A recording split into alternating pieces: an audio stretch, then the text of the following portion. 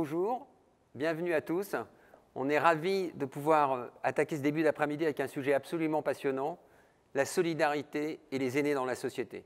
Pour parler de ce sujet, vous avez un plateau extrêmement riche avec Fabienne Barbosa, avec Paul-Alexis Racine-Jourdain, avec Serge Guérin et puis Madame la Ministre avec Myriam El Khomri. Ce que je propose, c'est déjà qu'on se fasse un premier tour de table parce qu'il y a deux mots très forts, la solidarité et les aînés. Et ce que j'aimerais, c'est que chacun, vous me disiez comment vous accrochez ces deux mots, parce que par nature, on a des représentations sûrement complètement différentes ou des sens différents dans la façon avec laquelle on voit solidarité et les aînés. Fabienne. Alors, merci Philippe. Pour moi, la solidarité, c'est l'entraide. La solidarité, c'est être présent pour les gens qui en ont besoin. La solidarité, c'est pouvoir compter les uns sur les autres. Et quand on parle d'aînés, on parle de transmission, on parle de sagesse, on parle d'équilibre. Et pour moi, ces deux mots ne peuvent pas aller l'un contre l'autre. Donc la solidarité et les aînés, pour moi, c'est l'entraide des plus jeunes envers les aînés. Merci. Et j'ai entendu également des aînés vers les plus jeunes. Exactement. Merci Philippe pour cette question. Alors, chez nous, la solidarité, c'est vraiment cette solidarité citoyenne où finalement un accueillant va pouvoir accueillir dans son domicile plusieurs personnes en situation de fragilité, des personnes âgées. Et l'objectif est de recréer société, de refaire cette solidarité qui est aussi bien intergénérationnelle que par rapport à un territoire, puisque le rôle de l'accueillant, de la personne qui va accueillir cette personne âgée, c'est justement de faire de la coordination par rapport à l'ensemble du bassin de vie de la personne. Territoire, petites unités, entre nous. Solidarité vraiment de proximité. Exactement. Serge. Peut-être qu'un des mots de la solidarité avec les générations, c'est la notion de réciprocité. C'est-à-dire que finalement, avant, généralement, le jeune allait apprendre auprès du vieux. Et ça continue comme ça très souvent. Mais le vieux peut aussi apprendre auprès du jeune. Tout le monde a entendu, a connu, je ne sais pas moi, un grand-père disant oh, « ma petite fille de 8 ans, elle m'a réparé mon téléphone en 2 minutes ». Et il y a bien quelque chose là qui se passe qui n'existait pas dans les générations précédentes. Chacun peut apporter à l'autre, ce qui fait aussi que chacun a une dignité par rapport à l'autre. Je crois que c'est une des premières choses. Il y a aussi une notion d'égoïsme solidaire. Parce que finalement, quand je me préoccupe, quand je me dis il faut être solidaire, il faut aider les plus âgés, c'est aussi de l'égoïsme, parce qu'un jour, je serai un plus âgé en question. Et puis aujourd'hui, c'est peut-être mes grands-parents, c'est peut-être mes parents, mais demain, ce sera moi. Donc il y a aussi cette notion de dire j'y ai tout intérêt d'être solidaire avec les plus âgés, parce que justement, je suis directement concerné familialement par exemple, mais je suis aussi demain concerné pour moi. Donc il y a cette notion aussi d'égoïsme solidaire. Et puis la troisième notion, c'est qu'une société, alors on peut avoir différents regards sur la société. On peut considérer que l'homme est un loup pour l'homme, qu'on est en opposition et tout ça. Il y a des gens qui sont là-dedans, très, très fortement, je dirais même très violemment. Mais on peut aussi considérer que c'est de l'interdépendance. J'ai finalement besoin de l'autre. Alors, je prends souvent l'exemple d'un garçon qui me ressemble beaucoup, qui s'appelle Teddy Riner. Même couleur de peau, même taille, il doit faire 1 mètre de plus, une centaine de kilos de plus que moi et peut-être le plus grand champion français de tous les temps. Cet homme-là, il dit en même temps que depuis qu'il a 14 ans et demi, il est accompagné par une psy que je n'ai jamais vue mais que j'imagine beaucoup moins forte que lui. Mais il n'empêche qu'elle lui apporte des choses. Donc cette notion d'interdépendance, c'est pour dire qu'on a besoin des autres. On a besoin des autres pour se déplacer, on a besoin des autres pour se nourrir. Et que donc, une société sans interdépendance, c'est une société qui n'a aucun avenir, qui va s'écrouler, qui va crever. Donc je crois que c'est aussi ça la solidarité. Merci beaucoup Serge. Madame la Ministre, tu vois les choses comment? Alors, je crois qu'il y a beaucoup de choses qui ont été dites. Je pense que la notion d'entraide, de réciprocité sont des éléments importants. Mais je ne peux pas m'empêcher aussi de penser qu'il y a un problème de maturité de notre société face au vieillissement et que pour avoir étudié avec toi Philippe, avec aussi Fabienne, les métiers du grand âge, on voit bien qu'il y a un manque de considération de ces professionnels. Et que le manque de considération de ces professionnels, on a essayé de comprendre pourquoi les métiers si utiles socialement, quelque part, ils sont peu valorisés. Et c'est des métiers qui sont féminisés, et les inégalités salariales entre les femmes et les hommes sont une partie de la réponse, mais pas seulement. C'est aussi le regard que l'on porte sur les aînés. Parce que quand même, dans nos sociétés qui sont obsédées par la performance, les inactifs en général et les aînés en particulier, on leur envoie une forme d'inutilité sociale, d'une inutilité économique. Et pour moi, donc, cette solidarité envers les aînés, elle reste quand même à conquérir. Elle reste à conquérir aussi par la bienveillance qu'on peut porter aux professionnels qui œuvrent au quotidien en direction des aînés. Donc, elle existe, elle n'est pas complètement collective, elle n'est pas complètement inclusive. Et ce que nous souhaitons, c'est faire avec, par et pour. Voilà. Et je pense que ça, c'est des éléments importants. Très bien. En fait, c'est faire évoluer une société qui est très axée sur une solidarité plutôt d'assistance aujourd'hui pour refaire une solidarité très citoyenne, c'est-à-dire se faire ensemble. Et tu évoquais un sujet absolument majeur. Une politique sociale durable, quelque Oui. part. Parce que la durabilité, ce n'est pas qu'en matière environnementale, c'est comment, c'est pas juste réparer les dégâts du passé, mais c'est aussi les anticiper. Donc oui, dans les soins d'hygiène, c'est plus rapide de faire la toilette à une personne que de l'aider à faire.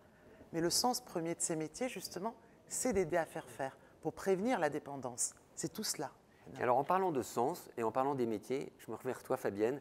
J'ai vraiment été subjugué dans tous les travaux qu'on a pu faire grâce à Myriam, je suis allé découvrir à l'envie, sur une autre façon, finalement, de concevoir le travail. Parce que pour pouvoir donner du sens, il faut qu'on puisse faire plus responsabilité, qu'on puisse plus partager la parole. Et derrière ça, c'est de pouvoir avoir une solidarité entre les professionnels. Et donc, ça améliore le lien avec la personne. Est-ce que tu peux nous expliquer, nous donner ces points de repère forts de cette façon de travailler de façon différente, qui donne un éclairage et en tout cas beaucoup d'espoir, je trouve? Alors, la première chose que je dirais, c'est que dans cette méthode de travail, il y a beaucoup d'autonomie auprès des auxiliaires, ce qui leur permet dans leur métier de pouvoir décider elles-mêmes. Donc aujourd'hui, elles n'ont pas une personne derrière qui leur donne des ordres à exécuter. Elles ne deviennent plus des exécutantes, mais elles font leur métier avec cœur. Aujourd'hui, le système dans l'entreprise où je travaille, c'est de pouvoir être autonome. La première chose qui fait du bien, c'est que nous recrutons nous-mêmes nos futurs collègues. Donc, c'est agréable. Ce n'est pas le cadre qui dit « tiens, j'ai recruté quelqu'un pour vous ». Alors, le cadre, si. Il va voir déjà la personne, voir l'état psychologique, vérifier les références et ensuite nous l'envoyer. Et nous, on va tester l'empathie. On va tester le métier sur le terrain, on va écouter les histoires. Et ensuite, une fois qu'elle est recrutée, il y a l'intégration. Cette intégration permet à la personne de bien arriver. Donc, il y a une solidarité dès le début parce qu'elle ne se sent pas toute seule. Elle a une marraine qui va l'accompagner, qui va pouvoir lui expliquer le travail, qui sera là quand elle sera bien, pas bien, pour lui dire effectivement, voilà ce qu'il faut faire pour que tout se passe bien. Donc, dès le début, il y a une solidarité parce que quand on arrive, on n'est pas toute seule, on n'est pas isolé. Donc, ça, c'est très bien. Ensuite, il y a les visites que l'on va faire toute seule auprès de nos futurs bénéficiaires. Nous n'avons pas une responsable de secteur qui va venir faire les visites avec nous, parce que qui de mieux qu'une auxiliaire qui va travailler au domicile pour évaluer le besoin. Donc nous faisons nous-mêmes les visites, donc nous y allons, nous nous présentons, nous disons ce que nous savons faire et ensuite nous demandons les besoins de la personne. Et on demande à la famille en général de laisser la personne s'exprimer. Même si elle a des troubles cognitifs très forts, même si elle est dans le refus, nous privilégions la communication avec elle directement parce qu'après cette visite, nous sommes seuls avec elle. Et donc, ça aussi, ça met vraiment ça crée une relation de confiance, ça détend la personne. Donc, avant la première intervention, elle sait qui vient. Ce n'est pas quelqu'un qui vient sonner chez elle pour dire « je suis madame Intel, j'interviens ». Non. Là, déjà, ça brise la glace et lors de l'intervention, ça se passe très, très bien parce que la personne est très rassurée. Et ensuite, il y a quelque chose qui est très important dans ce travail, c'est le planning. C'est le planning et la sectorisation. Nous n'avons pas à courir d'un arrondissement de Paris à un autre ou d'une ville de France à un autre. Nous sommes sectorisés, nous travaillons au plus près de ces personnes. Ce qui est un avantage, nous arrivons fraîches au travail, nous arrivons sereines. Des fois, ça évite les problèmes de transport. Et ensuite, l'organisation du travail, le planning, qui est vraiment le gros problème pour tout le monde, nous le faisons nous-mêmes. Donc, nous savons qui mettre, quand la mettre et comment nous remplacer, ce qui est très bien. C'est un peu une révolution, ce que vous nous présentez là. C'est une grande révolution. C'est une méthode hollandaise. C'est vrai? Qu'on n'a pas ça s'appelle ramenée. cette méthode? Je suis coquin parce qu'on Tu fais a du mal à exprès. prononcer. Tu sais que j'arrive pas à le dire. C'est Budzorg. Budzorg. Je crois. J'espère qu'ils m'en veulent pas. Et je me retourne vers toi, Myriam, parce que ce qu'on nous présente là, par rapport à tous les travaux que tu as pu faire, parce qu'on voit bien que finalement, si on veut être solidaire de nos aînés, tu l'as très bien dit, il faut que tous les aidants, entre guillemets, notamment professionnels, ils soient bien, ils soient solidaires entre eux. Est-ce que tu sens qu'il y a ça reste complètement marginal, ou est-ce qu'il y a une volonté d'aller bouger les lignes pour imaginer une mode de travail différente? Parce que finalement, la solidarité, c'est quand même la proximité, c'est être le plus proche. Et les gens les plus proches, c'est bien nos auxiliaires, les aides-soignants, le docteur, il est loin de tout, le cadre, il est loin de tout. Est-ce que tu sens qu'il y a une... Tu as été frappé par quoi? Par une méthode très, très taylorienne ou une volonté de repenser, de repartir de terrain? Non, les remontées autour de nos 150 auditions et plus de 80 heures de visite de terrain, ce qui est remonté globalement, c'est un manque de considération, un manque de reconnaissance et puis une situation, enfin un taux de précarité aujourd'hui des auxiliaires de vie qui est de 17% quand la moyenne des salariés c'est 6%. Donc voilà, elles vivent avec 802 € en salaire moyen, du temps partiel, des horaires fragmentés, des temps de trajet qui ne sont pas toujours pris en compte. Donc non, il y a une réalité, une vraie souffrance aujourd'hui de ces professionnels qu'il faut reconsidérer. La solidarité des personnes en direction des aînés passera véritablement par les professionnels et ça en est vraiment la clé de voûte en termes d'accompagnement. Qu'est-ce qu'on leur demande? On leur demande à la fois des soins d'hygiène, on leur demande de l'accompagnement, mais on leur demande aussi ce qui est de plus cher, c'est-à-dire la bienveillance. Et donc la question qu'on doit tous se poser, c'est est-ce que nous sommes nous-mêmes bienveillants en direction de ces professionnels? Parce que la qualité de service auprès des aînés, elle est liée à la qualité de vie au travail des professionnels. Voilà, les deux sont bien évidemment liés. Lorsque vous avez un vieux monsieur qui vous dit « Est-ce que vous trouvez normal que j'ai excusez-moi l'expression, d'avoir montré mes fesses à plus de 27 personnes différentes ce mois-ci », on peut se poser la question justement de la dignité. Donc non, mais il y a aujourd'hui des organisations du travail, que ce soit au sein des EHPAD ou au sein des services à domicile, qui sont en train de faire bouger les choses. Ce qu'on a préconisé dans le rapport, c'est bien sûr d'analyser à la fois le modèle économique de ces nouvelles organisations, parce qu'aujourd'hui, vous avez parfois dans des services d'aide à domicile 15 à 20% d'absentéisme. Ces nouvelles organisations, de par la proximité des équipes, de par la reconnaissance, l'autonomie, enfin, c'est des métiers qui ont du sens, donc c'est déjà quelque chose qui est extrêmement important. C'est des métiers qui ont du sens. Aujourd'hui, est-ce que l'organisation telle qu'elle existe peut permettre vraiment de les valoriser? Non. Donc il faut véritablement évaluer ces nouvelles formes d'organisation, l'impact sur la qualité de service, l'impact sur la qualité de vie au travail et l'impact sur le modèle économique. Et donc pour pouvoir mieux les diffuser. Donc il faut construire une politique plus cohérente en la matière. Et ce que je trouve intéressant en vous entendant, c'est que finalement, la solidarité, elle repasse par redonner la parole à la fois aux gens de proximité, mais à la fois à nos aînés. Parce qu'on a le sentiment qu'on a un système qui a oublié de redonner la parole. Et il n'y aura jamais de solidarité s'il y a une parole qui s'exprime. Serge? Oui, complètement. Un métier qui a du sens, mais il faut aussi redonner du sens au métier. À un moment donné, on disait souvent « Ah, on peut arriver dans ce secteur-là par hasard, mais on n'y reste pas par hasard ». Mais parfois aussi, c'est tellement difficile où les gens ne s'y retrouvent pas. Alors, il peut y aussi y avoir des gens qui n'ont pas de sens par rapport à ça, hein, ça existe aussi. Mais sinon, les gens ils se disent « Mais finalement, c'est pire qu'une boîte de petits pois, parce que boîte de petits pois, je peux un peu oublier ». Mais là, c'est les êtres humains. Donc, je ne peux pas oublier que peut-être je fais mal. Et si je fais mal, je me fais du mal à moi aussi. Parce que quand je me regarde dans une glace, je me dis, c'est pas bien ce que j'ai fait, ainsi de suite. Donc c'est vraiment redonner du sens au métier et puis se dire qu'on ne peut pas bien accompagner des gens fragiles si les gens qui les accompagnent sont fragiles.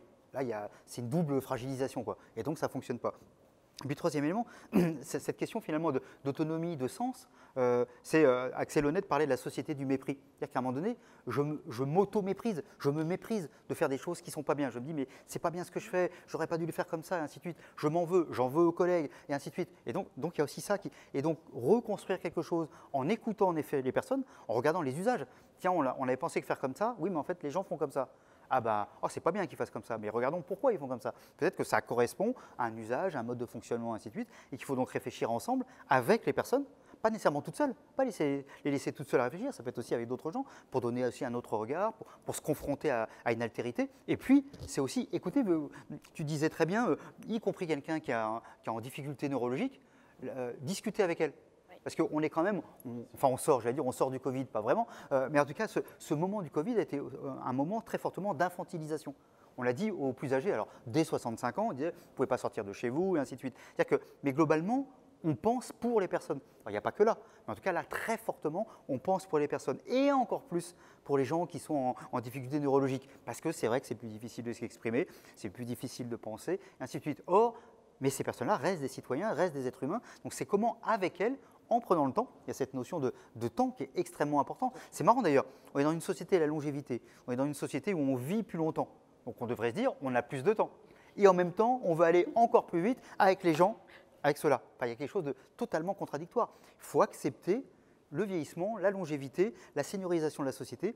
C'est aussi une histoire de temps, s'accorder du temps. Et c'est vrai que si les gens sont bien formés, si les gens se sentent autonomes, si les gens se sentent valorisés, se sentent respectés, ça se fera logiquement. Je vais prendre plus de temps. Et du coup, les familles se sentent aussi plus rassurées, Oui.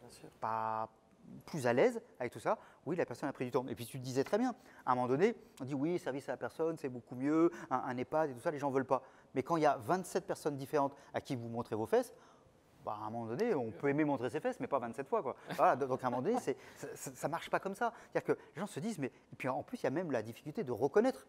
Déjà, nous, on croise 27 personnes, on ne les reconnaît pas toujours. Alors quelqu'un qui commence à être un petit peu en fragilité, comment peut-il reconnaître si en plus la personne a un masque et la même tenue? Enfin, il y a aussi tout ça. Donc en fait, c'est remettre de l'humain dans un endroit essentiel. Et, tu as utilisé le terme plusieurs fois, de la proximité.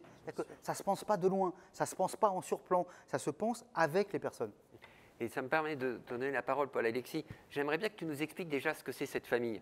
Parce qu'on vient de prendre des mots importants de proximité, de redonner du sens. Et vraiment, on a découvert là encore avec Myriam et Fabienne ce que vous faisiez. Voilà. C'est quoi cette notion d'accueil familial? Prends un peu de temps pour expliquer parce que je pense que beaucoup de gens ne connaissent pas qu'on peut faire de l'accueil familial pour nos aînés. Et qu'est-ce que c'est l'accueil familial? Et comment ça redonne des formes de solidarité et redonne du sens au métier? Alors, cette famille, nous, on est sur le dispositif de l'accueil familial. Le dispositif de l'accueil familial, c'est la capacité pour des personnes âgées ou en situation de handicap d'aller vivre dans une famille, chez une personne qui a reçu un agrément du conseil départemental, qui est accompagnée par nos services, qui est formée par nos services, qu'on va sélectionner pour que justement cette personne se sente bien. Notre rôle, c'est de essaimer partout sur le territoire ces petites structures, parce qu'on croit beaucoup à ces relais dans les bassins de vie, au plus proche du besoin des personnes, de ne pas s'externaliser, de ne pas faire quelques dizaines de kilomètres pour venir dans un endroit plutôt collectif. Mais en amont, peut-être que la première étape avant d'aller dans ces établissements, c'est de rester proche de chez soi, dans un chez-soi qu'on a réorganisé, avec le même environnement, amical, social, relationnel finalement. Et donc nous, ce qu'on crée, c'est plein de petites structures au sein des familles. Donc ce sont des familles d'accueil, des résidences familiales, dans lesquelles peuvent venir de 1 à 3 personnes âgées ou en situation de handicap. Elles sont logées, nourries, blanchies, et le reste à charge est à peu près de 1 200 €. Et juste, mais les profils de moi, ce que je trouve très intéressant, c'est finalement, mais quelles sont ces familles d'accueil, c'est quoi les conditions, et surtout quels sont les gens qui ont envie de faire ça? Et c'est des vieux, ils ont des expériences. Est-ce qu'il y a quelque chose qui ressort de façon forte? Complètement. Il y a presque un stéréotype de personnes qui accueillent sans beaucoup d'innovation. 91% des accueillants sont des femmes. Donc c'est vraiment un métier féminisé. Ensuite, la moyenne d'âge, on est plutôt à 55 ans. C'est-à-dire que c'est en 2e ou en 3e partie de carrière qu'historiquement, les personnes devenaient accueillants familiaux. Et on se rend compte, 3e chiffre, d'une étude qu'on a réalisée qui va sortir bientôt, c'est qu'on a à peu près 65%, c'est pas à peu près, c'est 65%, c'est un chiffre précis, 65% des accueillants qui sont issus du secteur médico-social. Donc on voit que ça crée une continuité, un continuum de vocations. Myriam le disait tout à l'heure, ces gens-là s'engagent par vocation. Elles ne s'engagent pas juste pour une raison économique. Quand tu dis issus du secteur médico-social, donc c'est plutôt des anciennes assistantes sociales, auxiliaires de vie, des infirmières. Donc elles retrouvent du sens. Elles retrouvent du sens. Ou elles le maintiennent, j'en sais rien. Elles le maintiennent, elles retrouvent du sens, mais c'est vraiment continuer à vivre sa vocation, mais différemment. On parlait justement du temps. On a un timing qui est de plus en plus parce qu'il y a des raisons économiques qui font qu'il faut qu'on... Bon. Ce n'est pas le cas chez nous. En accueil familial. Pourquoi ce n'est pas le cas dans ce dispositif? Parce qu'il y a une personne qui va prendre le temps de s'occuper de 3 personnes chez elle. Ce n'est pas donné à tout le monde, on ne va pas être angélique, mais c'est une vraie solution, c'est une vraie possibilité. Et je revenais sur ce que Serge disait, je crois que la difficulté, nous on le voit en tout cas quand les aidants nous appellent, ou dans cet environnement un peu de la Silver Eco qu'on voit, c'est que les personnes âgées, il y a une sorte de chosification autour de ces gens-là. On ne leur donne plus la parole, on leur dit il faut leur donner de la place. Non, il faut leur laisser les moyens de prendre la place qu'elles veulent. Ça, ce n'est pas un vœu pieux, c'est qu'au sein de nos familles, par exemple, s'il y a une organisation familiale, parce qu'il y a de la préparation de repas, parce qu'il faut participer à une activité, parce qu'il faut aider aux devoirs, la personne âgée va prendre la place qu'elle souhaite et on va lui laisser. Donc on ne va pas lui donner quelque chose, c'est elle qui va se saisir. Et je crois que la solidarité, ce n'est pas de l'assistanat, c'est aussi laisser les moyens et donner les capacités qu'on puisse soi-même se saisir justement d'un choix ou de plusieurs choix. Et c'est ça l'autonomie, sinon l'autonomie n'a pas de sens. Et au sein des familles, parce que donc, il se crée une nouvelle solidarité, tu disais que les gens ont 55 ans, donc ils ont leur propre famille. Tu peux nous dire comment ça se passe? Est-ce que ça ne bouscule pas la solidarité familiale? Ça ne crée pas une solidarité en plus? Il n'y a pas de la concurrence? C'est ça. Est-ce que ça enrichit ou est-ce qu'au contraire Il peut y avoir de la concurrence entre effectivement son propre papy ou sa propre mamie et la personne qui vient, parce qu'au bout de quelques années, elle fait partie de la famille. Donc parfois, c'est vrai que c'est assez drôle de voir ça. Il y a des petits-enfants qui se confient plus aux personnes qui sont accueillies qu'à leurs propres parents, par peut-être peur aussi du regard. Donc c'est assez amusant. Mais il y a une réalité, c'est que les personnes font ancrage dans cette famille-là, que c'est un projet de vie. On ne se projette pas en accueil familial, on ne devient pas accueillant familiaux comme ça sur un coup de tête. Ce n'est pas à l'emporte-pièce. Il y a une vraie réflexion familiale et les gens qui s'engagent, les accueillants qui s'engagent en accueil familial, qui sont issus du secteur médico-social, on fait intervenir les enfants, on fait intervenir souvent le mari dans cette décision, parce qu'il y a un projet philosophique aussi derrière de dire peut-être que mes enfants, c'est une famille sur deux qui a encore des enfants à domicile, qui accueille, qui a encore des enfants à domicile. Donc il y a vraiment une solidarité intergénérationnelle qui se met en place. Et c'est de se dire, peut-être que mes enfants, au contact de ces personnes âgées, vont aussi s'enrichir. Voilà. D'ailleurs, tu dis 91% sont des femmes, mais finalement, ce n'est pas vraiment ça. Parce que ces femmes en question, il y a souvent un compagnon et puis il y a des enfants. Donc finalement, c'est 100% sont une forme de famille, quoi. Et avec cette idée de se dire, ces gens-là qui viennent vont rajouter, ils ne vont pas prendre de la place, on ne va pas devoir se pousser, ils vont rajouter quelque chose. Ça aussi qui est intéressant, parce que derrière ça, il y a cet élément-là. Est-ce que le vieux, c'est un truc en plus? Tu avais dit tout à l'heure inactif. Est-ce que finalement c'est une charge? Est-ce qu'on le vit comme ça serait quand même mieux? Inactif entre guillemets. Non, mais c'est pour ça qu'on reviendra sur le terme. Voilà. Mais il y a quand même ça, c'est une charge, c'est un coût. Très souvent, on perçoit cette question-là sous le côté contrôleur de gestion. Il faut rappeler aux gens, mais dis donc vous-même, vous avez des parents, vous êtes content qu'ils soient encore vivants, des choses comme ça. On rappelle qu'en 1900, l'espérance de vie était de 46 ans, ainsi de suite. Une fois, avec des gens qui étaient députés, j'aurais dit voilà, c'est un coût, c'est une charge et tout. Je dis il y en a combien qui ont plus de 46 ans? À ce moment-là, il y en avait beaucoup, beaucoup. Je dis en 1900, vous seriez tous morts. Donc la longévité, c'est d'abord une chance. Et se dire que ces gens plus âgés, c'est-à-dire nous demain, les accueillir, c'est élargir. Ce n'est pas perdre des droits pour nous, c'est élargir nos droits. Et par exemple, ces enfants, peut-être qu'en discutant avec l'une de ces personnes âgées accueillies, elle va comprendre d'autres choses de l'histoire, peut-être des maths, peut-être de je ne sais quoi, parce qu'un de ces vieux sera peut-être mieux expliqué qu'un des grands-parents ou un des parents. Donc c'est un plus, c'est ça aussi qui est fascinant dans cette démarche. Tout à fait. Si je puis me permettre, juste avant le confinement, je suis allé à Bruxelles, il y a le musée de la bande dessinée. Je suis tombé sur une planche de Peyo, qui est le fondateur des Schtroumpfs, je ne sais pas si vous connaissez cette bande dessinée qui s'appelle Benoît Brisefer. C'est un petit qui a énormément de force, qui est très vigoureux. Oui, j'ai essayé de lui ressembler dans le temps, mais je n'ai pas réussi. Qui a des pouvoirs un petit peu surnaturels. Et dans un parc, lors du premier album, il se lie complètement, il se noue d'amitié avec Madame Adolphine, qui est une personne âgée. Bon, on se dit, ça date déjà, ça fait une trentaine d'années que ça existe, cette bande dessinée. Qu'est-ce qui s'apporte? Eh bien, lorsque Benoît Brisefer, donc le héros de cette bande dessinée, est malade, il perd son pouvoir, il devient très triste. Donc d'un côté, il aide les courses de Madame Adolphine quand il est fort, mais la première personne qu'il vient voir quand il n'est pas bien, c'est cette personne âgée, c'est Madame Adolphine, et qui vient justement pour lui donner un peu de réconfort. Je crois que c'est ça aussi qu'on peut réussir à faire en accueil familial. Et ça rejoint un peu ce que tu évoquais, Fabienne, parce que dans votre mode d'organisation, vous devez créer des liens très, très riches, très forts avec les personnes que vous accompagnez. Oui, c'est très important. On ne peut pas faire ce métier si on n'arrive pas à créer du lien avec les gens qu'on accompagne.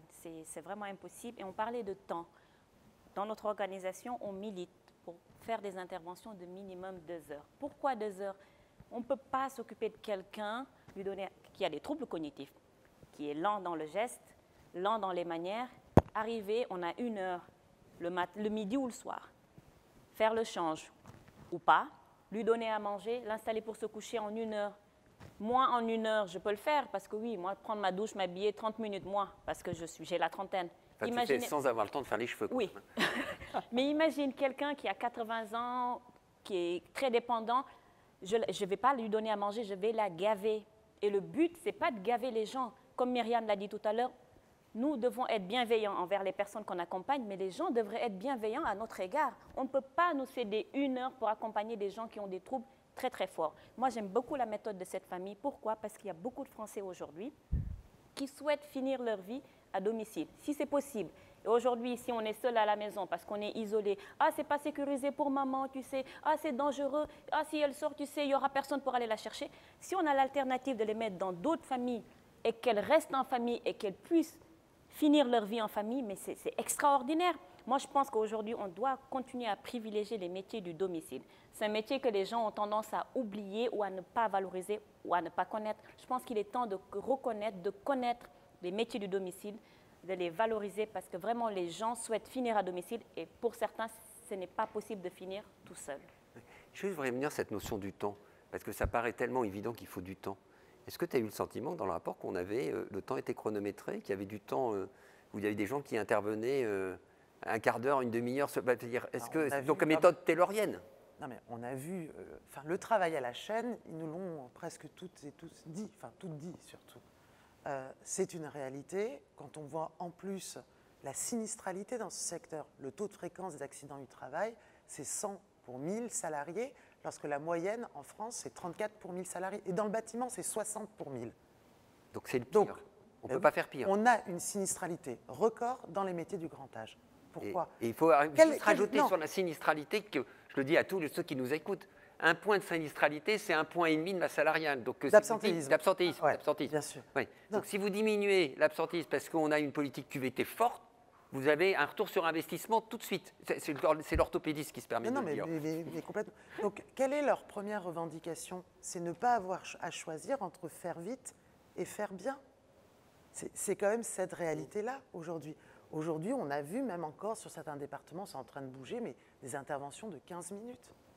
Donc, non, 15 minutes. 15 minutes, on a eu ça. Alors, on nous disait, c'est juste pour baisser les volets. Mais enfin, ça veut dire qu'ils ne parlent même pas, quoi. Le but, quand on vient le matin, il ne faut pas croire que Allenvie et les structures qui aujourd'hui se sont mis dans ces nouveaux modes d'organisation sont le système le plus utilisé dans notre pays. Ce n'est pas cette réalité-là, vraiment.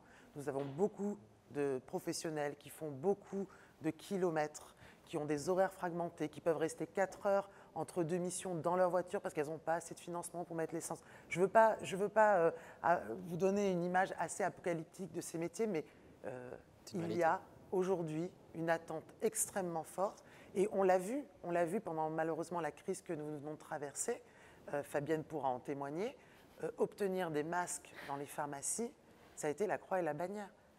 On a milité pour une carte professionnelle, on a milité pour un macaron, pour qu'on puisse... Des petites choses, mais je pense que la dignité des métiers est liée à la fierté professionnelle. Et aujourd'hui, il y a un gouffre entre le sens profond du métier qu'elles ressentent et la fierté de le faire, et l'indivisibilité, finalement, dans le champ public, la manière dont nous parlons tous de ces métiers.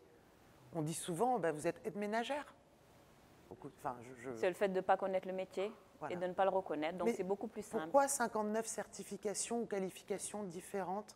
Comment, dans les dîners, elles peuvent dire, voilà, quel est mon métier? C'est auxiliaire de vie, accompagnant éducatif et social. Il y en a 59 certifications différentes.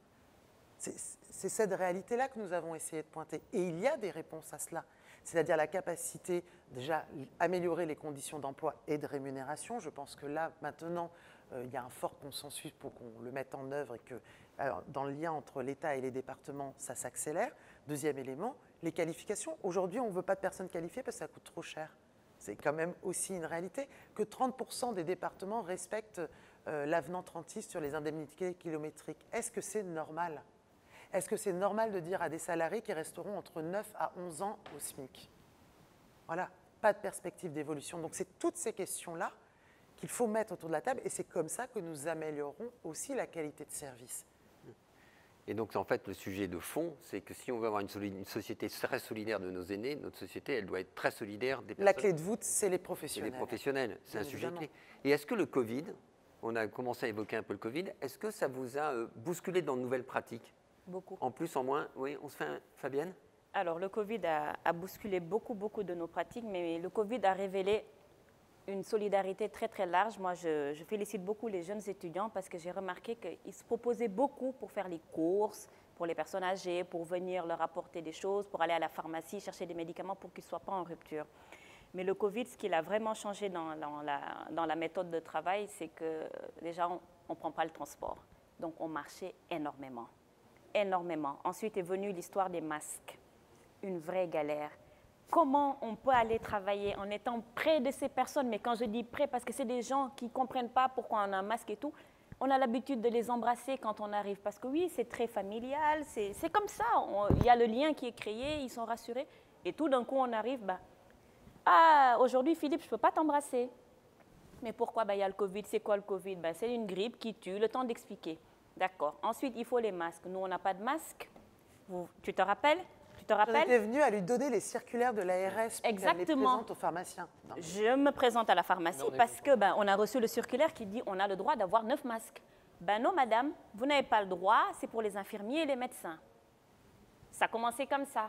J'ai reçu les circulaires, on le présente, toujours non, ou bien il faisait simple, on n'a pas de masque à vous donner. Oui, mais sauf que quand on a du temps et qu'on peut se pointer devant la pharmacie à attendre et qu'on voyait d'autres personnes sortir avec des masques, c'était très frustrant. Et je me dis, mais ce n'est pas possible. Moi, je vais travailler.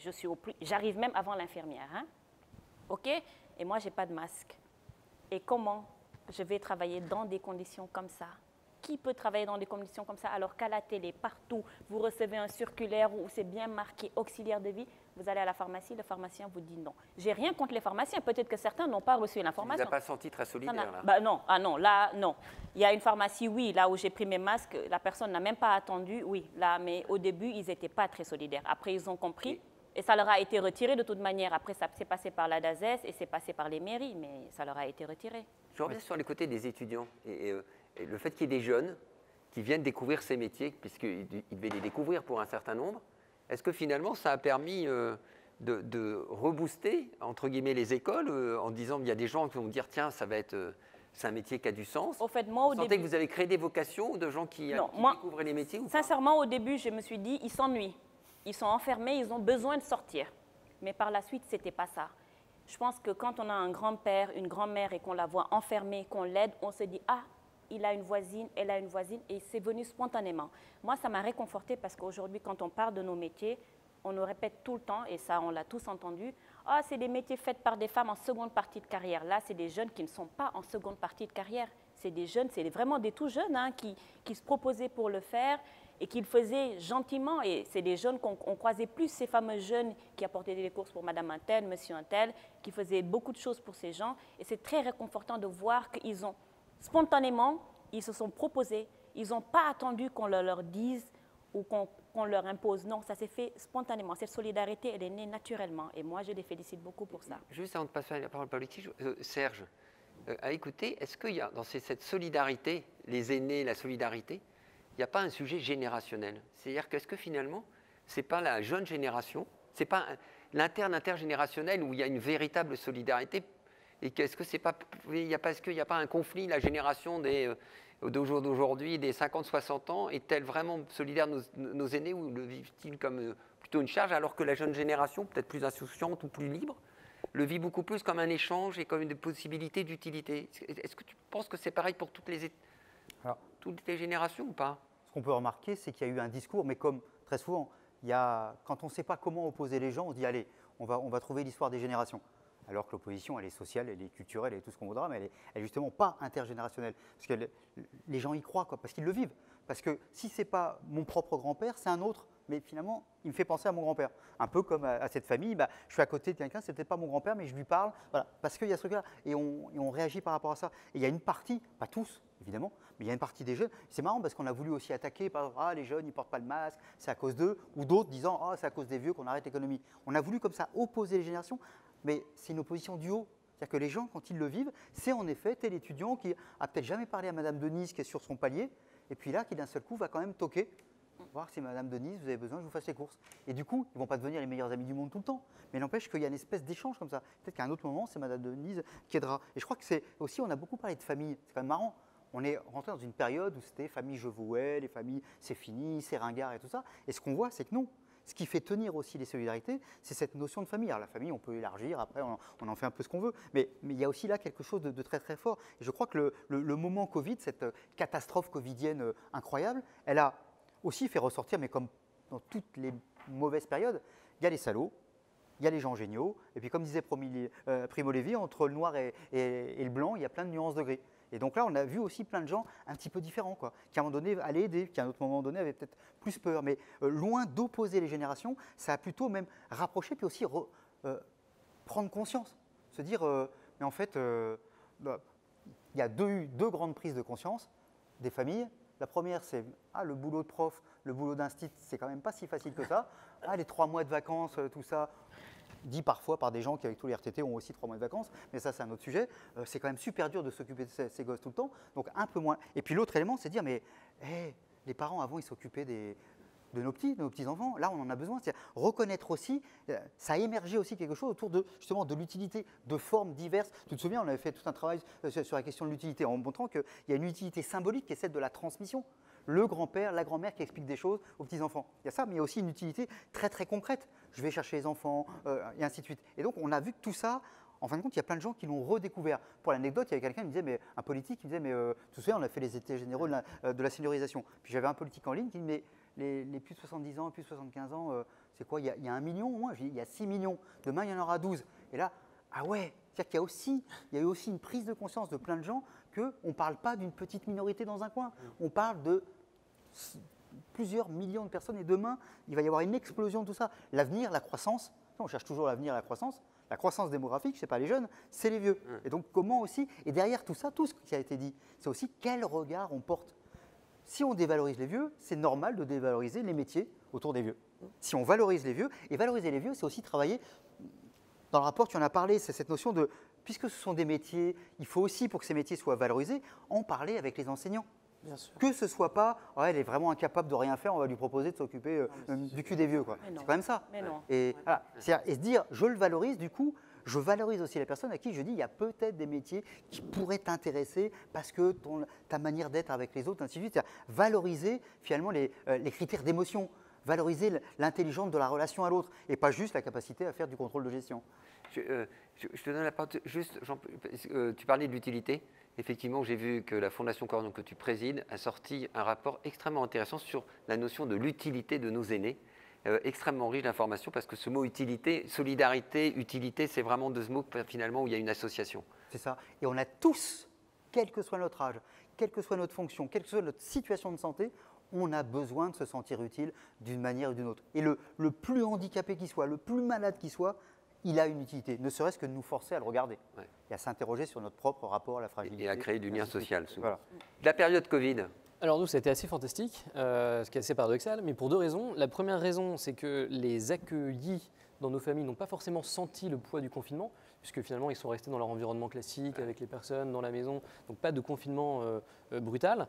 Et la deuxième chose qu'on a pu très quantitativement analyser, c'est l'intensification des liens avec les enfants et les petits-enfants. C'est la digitalisation des liens, mais pas au détriment du lien humain. C'est qu'en fait, une partie des gens qui n'avaient plus de contact avec mamie ou papy, parce que les médias finalement en parlaient beaucoup, se sont dit, mais oui, c'est vrai, il y a mamie, il y a papy.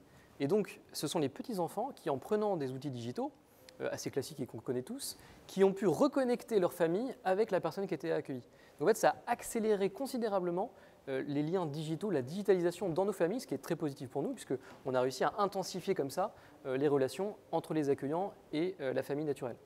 Je pense à Familéo, genre de Exactement. qui ont été mis en place et qui Exactement. sont, qui donnent des nouvelles et finalement c'est assez simple. Et c'est pour ça qu'on parlait de gap générationnel. Il y a effectivement les petits-enfants aujourd'hui qui se saisissent de plus en plus de ces sujets-là et qui vont dire aussi à leurs parents, bah, attends, on va faire une visio avec papy. Et nous, on a vu qu'il y avait plus de 33% de relations, donc de visio, entre les petits-enfants et les personnes qui étaient accueillies. C'est quand même considérable. Donc ça a été finalement une période assez positive malgré tout, et je ne veux pas du tout choquer en disant ça, mais pour nous, en termes de lien social, ça a été très positif. Et Myriam, cette période Covid, par rapport même au timing du rapport, il y avait quand même eu des choses beaucoup avant le rapport. Est-ce que ça changerait un certain nombre d'éléments, de recommandations que tu as faites? Il faudrait rajouter, renforcer un certain nombre de points. Il y a des points nouveaux qui sont apparus. Comment ça réinterroge? Non, c'est le rythme. Il faut accélérer. Enfin, cette période de Covid a montré qu'il fallait accélérer et que ce plan métier devait impérativement sortir. Ça, c'est un point important. Il y a eu quand même, pendant cette période, beaucoup d'EHPAD bashing. Moi, j'ai eu des témoignages, notamment d'aides-soignants dans des EHPAD, qui avaient le sentiment que les applaudissements à 20h étaient pour les hospitaliers et qu'eux, finalement, ils étaient traités d'assassins. Voilà, donc il faut quand même qu'on se dise les choses. Il y a eu un moment où il y a eu ce ressentiment, en tout cas, de façon un peu forte. Je dis qu'il faut accélérer. Alors, il y a des choses qui ont été faites, qui ont déjà été mises en place dans le rapport, mais il y a 59 mesures. Je ne dis pas qu'elles sont toutes importantes et toutes au même niveau. Je pense que la suppression du concours d'accès au métier d'aide-soignant, hier on faisait une réunion avec l'ensemble des régions de France, donc il y a plus de monde aujourd'hui dans les écoles, donc c'est quand même une bonne chose, parce qu'on avait quand même, on partait de 25% de candidatures en moins. Il en va de même sur le métier d'auxiliaire de vie, donc il y a plus de monde. Après, on a été dans un moment où la santé humaine était la priorité, et la vie humaine et la santé étaient la priorité. Donc, si ça a pu créer quelques vocations, je pense qu'il faut tout de suite travailler sur les autres chantiers. Le Ségur de la santé a permis de donner, notamment pour certains professionnels du secteur, des éléments, notamment en termes de rémunération, qui sont importants. On attend leur transposition dans le secteur associatif et dans le secteur privé.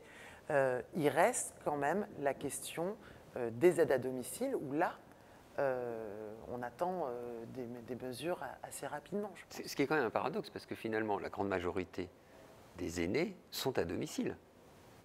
Finalement, quand on regarde les chiffres, c'est 10% des aînés qui sont dans l'établissement médico-sociaux, enfin, qui vivent dans des structures. Donc en fait, l'enjeu majeur, il est quand même le domicile. Tout à fait. Et la qualification des personnes qui interviennent à domicile. C'est un enjeu majeur parce que, comme l'a dit Fabienne, il y a aujourd'hui des troubles cognitifs pour les personnes qui sont aussi au domicile. Et donc, il convient bien sûr de pouvoir avoir aussi une formation qui permet de bien prendre cela en compte. Qu'est-ce que ça veut dire? Ça veut dire qu'on ne sait pas valoriser l'accompagnement, ce qui fait lien. C'est ça le sujet, c'est la place des métiers du secteur du prendre soin. Et c'est cette approche-là qu'il faut aujourd'hui valoriser.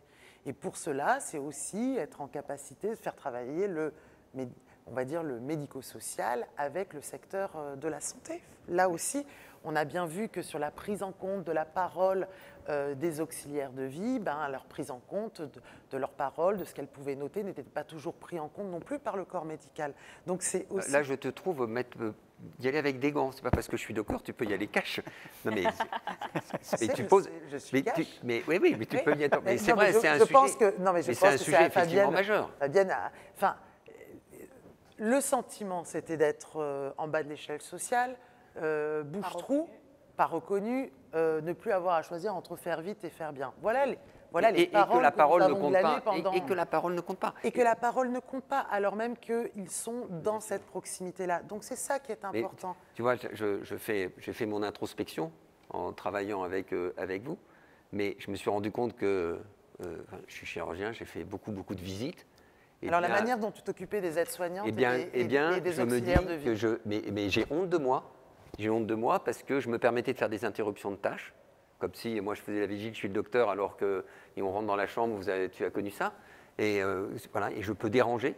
C'est-à-dire, et j'ai vu que dans un élément de stress, on a travaillé beaucoup sur la QVT avec NES et la MNH, on a travaillé sur les éléments de stress. Et bien, un élément de stress majeur, c'est les ruptures de tâches. Nous sommes des pourvoyeurs de ruptures de tâches, les docteurs, absolument, mais c'est incroyable. Bon. Et deuxièmement, quelle parole on donne? Car on parle éventuellement avec l'infirmière, avec l'interne, mais la parole de la personne qui est au plus proche, qui fait les confidentes. Et avec en plus quelque chose que j'ai découvert, c'est que finalement, en plus, le malade, il va dire un peu les choses à l'infirmière, au docteur, il ne va pas oser, il va engueuler. C'est l'aide-soignant qui en prend pour tout le monde. C'est-à-dire que finalement, le mécontentement potentiel, il s'exprime forcément aux gens avec qui on est le plus proche. Et je pense que tu poses un problème de fond majeur, qui est effectivement cette solidarité au sein même des professionnels et entre le champ du sanitaire et du médico-social. Et pour une meilleure prise en charge. Oui, je ne sais pas comment vous réagissez. Mais en fait, il y a déjà un gros problème, et Serge l'a souligné tout à l'heure. Il ne faut pas envoyer n'importe qui dans des métiers de proximité à domicile. Ce n'est pas possible de continuer comme ça. Ça, je l'avais déjà dit, Myriam, lors des auditions. Arrêtez dès que quelqu'un n'a pas de travail. Arrêtez dès que quelqu'un est licencié ou quelqu'un n'est plus apte pour rester à l'école parce que il est en rupture scolaire. Allez hop, on va t'orienter vers les métiers du domicile, on va t'orienter vers les métiers des personnes âgées. Ce n'est pas possible de continuer comme ça. Déjà, il faut commencer à trier des gens qui ont de l'empathie, qui ont de la patience, des gens qui savent écouter et les orienter vers ce métier. Moi, je n'aime pas être avec les vieux. Pourquoi vous m'envoyez là-bas? Mais je ne vais rien faire. Ce n'est pas un boulot alimentaire. Ça l'est pour certains, ça ne l'est pas pour nous qui en avons fait une vocation. Et c'est désolant de voir des gens qui font ce métier alimentaire, mais c'est pour ça qu'on n'est pas valorisé. C'est pour ça, parce que quand tu arrives chez ta maman et que tu vois que l'auxiliaire s'occupe pas bien d'elle ou l'aide-soignante, mais tu penses que tu as envie de payer pour ça? Tu payes un service et quand tu viens, tu refais tout derrière, mais parce qu'on a poussé des gens qui n'aiment pas ce métier, mais parce qu'ils n'ont pas de travail. Il faut bien manger. Quand on a des enfants, quand on a une famille derrière, il faut chercher du travail. Mais arrêtez, s'il vous plaît, de les orienter vers ces métiers. C'est une catastrophe pour nous, parce qu'on continue à subir quelque chose qu'on n'a pas à subir. On paye pour les autres. Mais c'est bon, on est en 2020, on en a marre là. Ça suffit maintenant. Le message est clair, Fabienne. Oui, bon, c'est bon maintenant. Et d'ailleurs, dans le rapport... C'est super. Vas-y. Non, d'ailleurs, dans le rapport, ce qu'on a préconisé ensemble, c'est qu'on mette en place des plateformes départementales à l'échelle de tous les départements, qui sont des vrais sas d'orientation pendant une semaine, où on va tester l'appétence des personnes, le savoir-être, et c'est à partir de là, derrière, qu'on va emmener vers la formation. Autrement, ça ne marchera pas. On paie des formations pour des personnes qui vont les abandonner ou pour des personnes qui vont très vite quitter le métier. Parce que finalement, c'est des métiers beaucoup plus de la relation Pardon. que des métiers techniques. C'est des métiers de la relation, du lien, et c'est pas le problème technique. Le technique, c'est le plus facile. Mais même, je dirige un master qui forme des directeurs d'établissements de santé à l'INSEC, dans une école de commerce. Et pareil, quand je discute et tout, je dis, allez voir d'abord. Bien sûr. Allez-y. Des mises en situation. On peut ne pas aimer, on peut. Voilà, il faut vérifier ça. On n'est pas tous. Mais c'est comme le bénévolat. Les gens, je vais être bénévole. Ben oui, mais je vais aller aider les autres. C'est qui les autres? Enfin, je peux être mal à l'aise avec des gens qui ont tel ou tel problème. Si vous êtes mal à l'aise, les autres, ils vont le voir, vous ne serez pas bon. Donc, il y a besoin de ça. Et finalement, c'est valoriser quelque chose qu'on ne valorise pas assez. C'est juste l'intelligence émotionnelle des gens. L'accueil familial, tout le monde n'est pas fait pour. Déjà, tout le monde n'a pas le lieu pour. Mais après, il y a des gens qui ne sont pas faits pour ça. Il y a des gens qui ne sont pas faits pour aller travailler dans ce secteur-là. Et on dévalorise les métiers, mais du coup, on dévalorise aussi entre vous. Parce que dans une équipe, si on a 2 qui font ça parce qu'il faut bien faire quelque chose et qui n'en ont rien à foutre, et ben les 6 autres, à un moment donné, ils payent pour les 2 autres. Mais du coup, il se crée une mauvaise ambiance. Donc, il y a aussi besoin de partager un minimum je dirais même un maximum de valeurs communes. Oui, Paul-Alexis. On parlait de solidarité, on parlait de solidarité locale, territoriale, entre les acteurs, mais il y a une solidarité qu'on n'a pas forcément abordée, qui est pourtant fondamentale et sur laquelle je me heurte au quotidien, c'est la solidarité entre le public et le privé. C'est-à-dire que moi, nous, on a aujourd'hui, ça fait 3 ans qu'on existe, on a 5000 accueillants familiaux qui représentent 10 000 places réparties assez harmonieusement partout en France. J'attends toujours la réponse à 2 mails que j'ai envoyés pendant le Covid pour savoir si les accueillants pouvaient avoir des masques. Donc, finalement, on sait que ça a été fait par une circulaire qu'on a eue ensuite de façon impersonnelle 1 mois après, mais j'attends toujours la réponse à ma question, est-ce que les accueillants peuvent avoir des masques? Donc, et en fait, pourquoi? Parce qu'il y a une idéologie parfois qui est assez malsaine, qui est de dire ce sont des gens du privé. Alors on est, je précise, entreprise d'économie sociale et solidaire. Notre objectif n'est pas juste d'aller porter de la rentabilité, mais c'est bien d'aller créer de la valeur sociale. Et aujourd'hui, malheureusement, on sent qu'on peut se heurter à une administration, malgré l'envie et la volonté des élus. Et donc on se retrouve confronté à des murs qui nous empêchent d'avancer. Aujourd'hui, on a 5000 accueillants, mais on sait très bien qu'en enlevant des leviers, en faisant des passerelles entre justement les acteurs du domicile, entre les formations du domicile et les accueillants, on pourrait allègrement monter à 50 000 accueillants familiaux. Ce n'est pas du tout un chiffre déconnant. Il y a 700 000 personnes qui sont en établissement, il y a je ne sais plus combien de personnes, mais ça se compte en millions, qui sont encore à domicile et il faut les aider, les accompagner pour qu'ils restent, parce que c'est leur choix. Mais malheureusement, parfois, elles sont seules, donc il y a un isolement qui tue, et puis les logements ne sont pas forcément adaptés. Et donc il y a des solutions intermédiaires à trouver, mais pour ça il faut qu'on travaille main dans la main avec les acteurs publics. Donc ça c'est vraiment la solidarité, elle est aussi à ce niveau-là. Et elle est peut-être, parfois moi en tant qu'entrepreneur, je peux avoir une frustration à ce niveau-là. Un petit point sur l'Europe, tu évoquais l'Europe. En France, donc on voit une potentielle montée en charge. C'est ce principe de l'accueil familial, c'est un truc français. Il y a des pays européens qui sont très en avance sur le sujet. La France est le pays qui a légiféré, alors ce n'est pas une surprise, mais le plus sur ce dispositif. Et donc, on a des choses qui existent, des dispositifs, notamment en Italie, où il y a le système de la badente. Ce sont des gens qui viennent plutôt des pays de l'Est et qui viennent ensuite s'occuper de personnes assez âgées en Italie pendant 4-5 ans avant de retourner au pays. Mais ça se fait un peu sous le manteau, ce n'est pas forcément une économie pas déclaré. Voilà, qui est forcément bien serrée. Et nous, en tout cas, on avait l'idée, on a été contactés, c'est un peu une avant-première, mais on va aller s'installer en Allemagne d'ici l'année prochaine parce qu'on a les mêmes besoins. En Allemagne, en Pologne, on a les mêmes besoins. Il y a une classe moyenne qui émerge, qui est importante, qui a déjà émergé, mais qui est vieillissante, pour lequel les établissements collectifs ne sont pas forcément la solution à tout.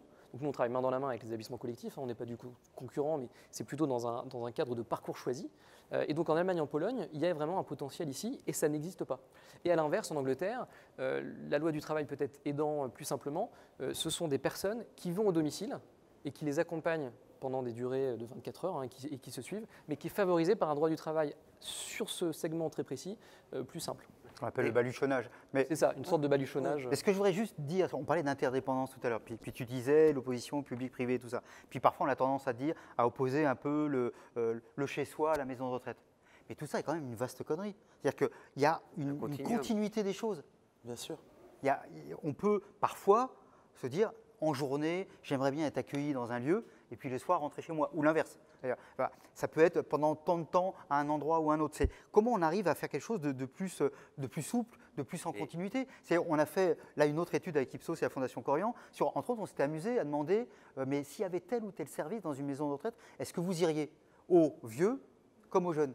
Et par exemple, alors, je ne sais pas, le coiffeur, je n'étais pas concerné, mais on l'a mis, le vétérinaire, que sais-je encore. Et ce qu'on s'aperçoit, c'est qu'il y a 60, 70, 75% de gens qui disent « mais pourquoi pas, je pourrais aller dans la maison de retraite pour tel ou tel service, pour aller au restaurant, par exemple, pour un commerce ». Alors évidemment, c'est aussi la France des gilets jaunes, là où il n'y a plus rien.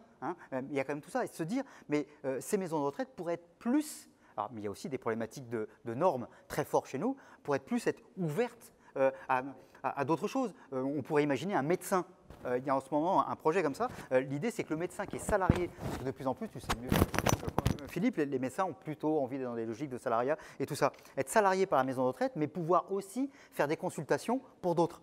Qui paye, comment ça paye, ainsi de suite. Ça pose plein de questions comme ça, parce que les normes sont un peu complexes. Mais je peux me retrouver auxiliaire de vie, et à un moment donné, je peux parfois travailler dans la maison de retraite, parfois travailler à domicile, ainsi de suite.